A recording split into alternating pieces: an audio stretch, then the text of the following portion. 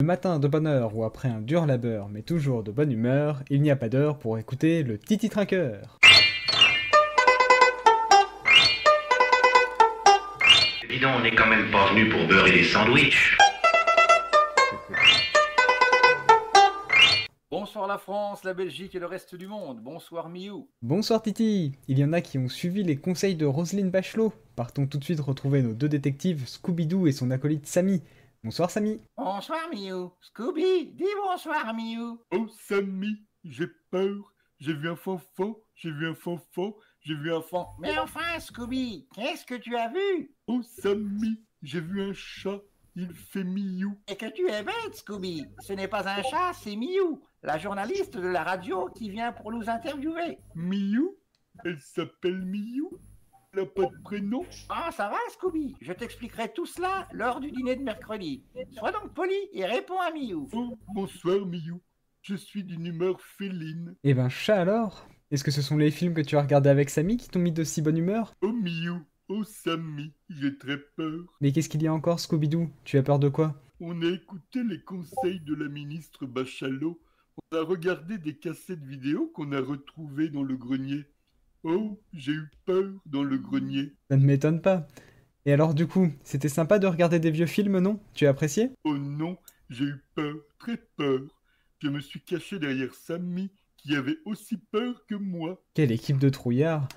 Mais qu'est-ce que vous avez regardé pour avoir peur à ce point-là? Le premier qu'on a regardé, c'était Chucky Norris, qui raconte l'histoire d'une poupée policière texane. Mais non, Scooby, tu mélanges tout. Non, Miou, ce qui s'est passé, c'est que Scooby regardait en même temps Chucky sur la télévision et un épisode de Walker Texas Ranger sur son smartphone. Du coup, il a tout mélangé, il n'a rien compris et il a confondu les personnages. Mais enfin Scooby-Doo, il ne faut pas faire ça. Il faut regarder un écran à la fois, sinon c'est incompréhensible. Oh, Miou, je sais que tu as raison, mais je suis un addict qui aime bien rester chez lui. Je suis en quelque sorte un geek au logis. Et sinon, votre prochain film, ça sera quoi? Fred nous a prêté Le silence des agneaux. Ça va nous faire du bien. Ça sera plus calme. Un agneau, c'est doux et gentil. Tout à fait, Scooby. Et en plus, après ça, on va dormir comme des loirs. Surtout qu'avec le couvre-feu, c'est moins effrayant de chasser les fantômes le jour. Mais pourtant ça ne doit pas être la même ambiance de poursuivre les fantômes en journée. Vous n'avez pas de dérogation pour le chasser le soir? Non, ce n'est pas nécessaire vu que tout le monde attaque entre 6 et 18 heures. Et du coup, quand on voit un fantôme le jour, on a moins peur. Sauf la fois où le docteur Lasringue nous a capturés dans son laboratoire où il faisait tout noir. Ah oui, je me souviens. Et la fois où on a dû visiter le manoir des spectres verts tout sautant. Et tu oublies le jour où on s'est perdu dans le cimetière des fantômes sans masque. Et la fois où on a dû traverser cette ville fantôme, Boulet City, dans laquelle il n'y avait plus personne. C'est normal, ils avaient tous plié leurs draps vu qu'il était 18 heures passées. Par contre, il y a la fois où... Oui, bon, ça va, on a compris. À part ça, qu'est-ce que vous faites d'autre? Eh bien, on mène des enquêtes. D'ailleurs, Scooby, on en a une à faire tout de suite. Ah oui, qu'est-ce qu'on doit résoudre comme énigme, Samy? Nous sommes chargés de retrouver deux fugitifs qui essaient de passer à travers la réglementation du couvre-feu. Il y a un petit tout énervé et un grand mou nonchalant. Ouvre l'œil, Scooby, ou les deux plutôt. Ah non, Samy, moi c'est pas Pluto, c'est Scooby. My name is Doo. Scooby-Doo. Tu es bête, Scooby, je sais bien que tu t'appelles Scooby-Doo. Allez, en route pour débusquer nos deux rigolos. Oh, Samy, j'ai peur, il y a deux ombres. Je crois bien que j'ai vu des fanfans, des fanfans. Des fantômes, oui, je sais. C'est ton imagination, Scooby. Tiens, bingo, voilà nos deux guignols. Quoi? Comment? C'est eux que vous recherchez? Mais ce sont Stanislas Lefort et Augustin Bouvet? Bonsoir messieurs, pourquoi êtes-vous aussi en retard? J'ai entendu dire que vous êtes recherchés. Qu'est-ce que vous avez fait? Je roulais tranquillement sur mon vélo,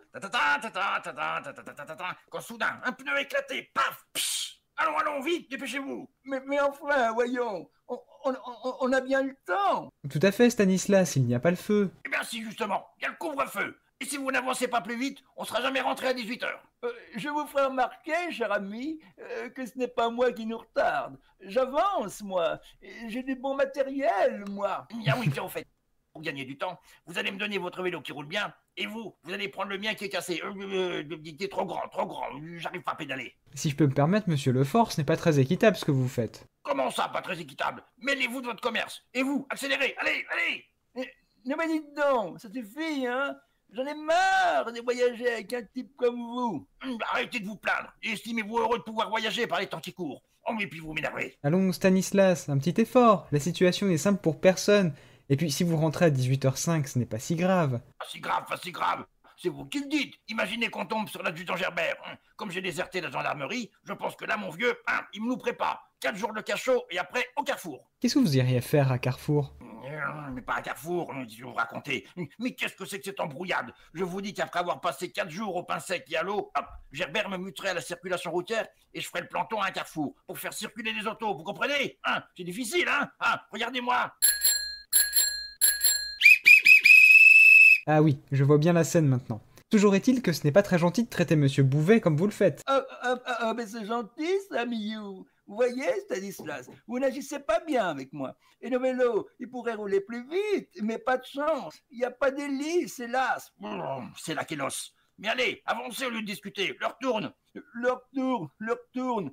Mais je m'en fous, moi. Je m'en fous. Et puis d'abord, ça fait 5 fois que vous me faites ça. Vous m'avez déjà pris mes chaussures, mon masque, mon test, mon vaccin et maintenant mon vélo. Il y en a marre, vous m'entendez? Marre. Vous n'avez qu'à partir devant. Je me débrouillerai bien sans vous. Tiens, je vous le rends, votre masque. Comme ça, vous pourrez faire carnaval. Oh, et puis allez, ça suffit. Je m'en vais. Bonne route, hein. Bonne route. Et on termine avec la citation du jour. Ici, c'est une grande famille. Quand un gars veut une augmentation, il vient me voir, je l'écoute et hop, je le vire. Voilà, c'est tout pour ce soir. Si vous n'avez pas tout compris, rassurez-vous, la prochaine fois ce sera pire. Et n'oubliez pas, pour un peu de bonheur, il y a le Titi Trinqueur. Bonne nuit les titis.